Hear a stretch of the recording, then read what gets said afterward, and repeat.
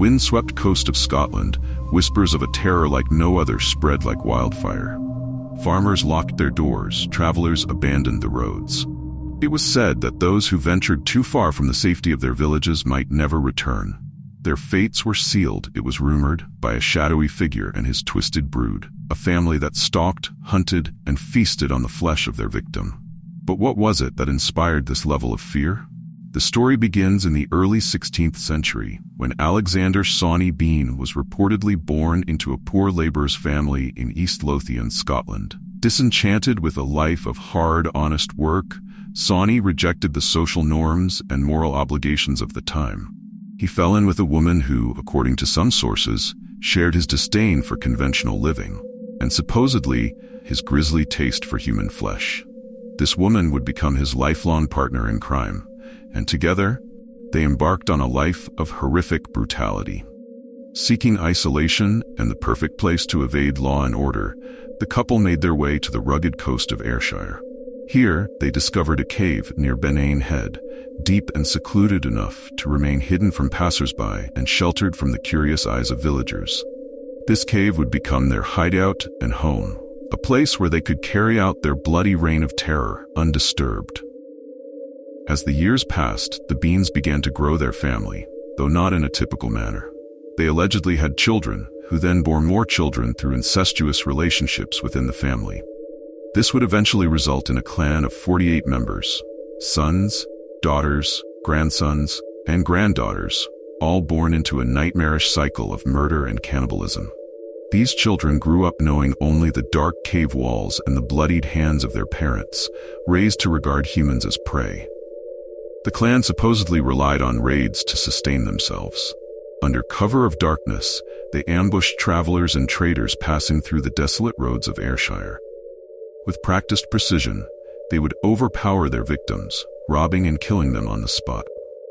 Once a person was dead, they dragged the body back to the cave where the family butchered it for consumption. The Beans were said to be meticulous in using every part of their victims, preserving parts they couldn't immediately eat by salting and pickling the flesh. Over 2 decades, the people of the surrounding villages were haunted by a series of inexplicable disappearances. Entire families, groups of traders, and lone travelers vanished along the desolate routes, leaving no trace of their passing. As fear and paranoia spread, local communities blamed everything from wolves and robbers to supernatural beings lurking in the hills. The gruesome evidence of the Bean family's deeds began to appear in horrifying ways. Body parts and bones, gnawed and discarded, washed up on the shores near the villages. These grim discoveries gave rise to rumors of a monstrous threat, and villagers grew suspicious of one another, with accusations and fears tearing apart communities. The tension only grew as more bodies were found, or rather, parts of bodies, while the number of the missing continued to climb. What made the family's activities even more insidious was their deep understanding of the land. Familiar with the tides, they used their cave as both refuge and protection, as it became nearly inaccessible when high tides would wash over the entrance. It was only at certain times that the mouth of the cave was visible, and it remained shrouded in shadow for much of the day, masking any signs of life within. Eventually, the sheer number of missing people grew too great for the local authorities to ignore. News of the disappearances and the discovery of mutilated remains reached King James VI of Scotland, who would later become James I of England.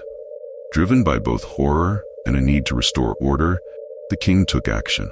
He summoned a team of soldiers, bloodhounds, and a group of local guides, and mounted a large-scale search for those responsible. The search party scoured the desolate coastline, trekking through every nook and cranny of the landscape. After several days, they arrived at Benane, where they stumbled upon the cave entrance, partially obscured by the rising tides.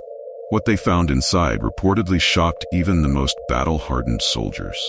The cave was littered with evidence of the Beans' horrific deeds: barrels of salted human limbs, piles of skeletal remains, and bones scattered across the stone floor. Some accounts describe limbs strung from the walls as gruesome trophies, while others speak of partially eaten bodies, twisted in agony. The soldiers captured the entire Bean clan, binding and dragging them from the cave as local villagers gathered to witness the horror for themselves. Transported to Edinburgh, the family faced a swift and brutal justice. Their capture marked the beginning of a rapid trial process, if it could even be called that, as no formal trial took place. Due to the severity of their crimes, it was decided that the Beans would be given no mercy. Sawney, his wife, and the men of the clan were dismembered alive, their hands and feet cut off before they were left to bleed to death. The women and children, meanwhile, were burned at the stake, their twisted legacy erased through fire. Their execution was intended as a warning, a reminder of the dangers that lay in lawlessness, isolation, and depravity. For centuries, the story of Sawney Bean has remained a staple of Scottish folklore, captivating generations with its terrifying details. But as with many tales of horror, it's challenging to separate fact from fiction. Historical records from the 16th century lack direct evidence of the Bean family's existence, which has led many to speculate that the story might be a fabrication or an exaggeration. The legend of Sawney Bean and his cannibal family is more than just a tale of horror. It's a story that resonates with our primal fears, the fear of isolation, of monsters lurking in dark, hidden places, and of human beings descending into unspeakable savagery. Whether fact or fiction, Sawney Bean's legacy is woven into the landscape of Scotland, his story passed down through centuries, as both a cautionary tale and a testament to the dark possibilities of human nature. The Cannibal Cave of Sawney Bean remains a symbol of the monstrous unknown, a tale that reminds us of the fragile line between civilization and chaos, between humanity and horror.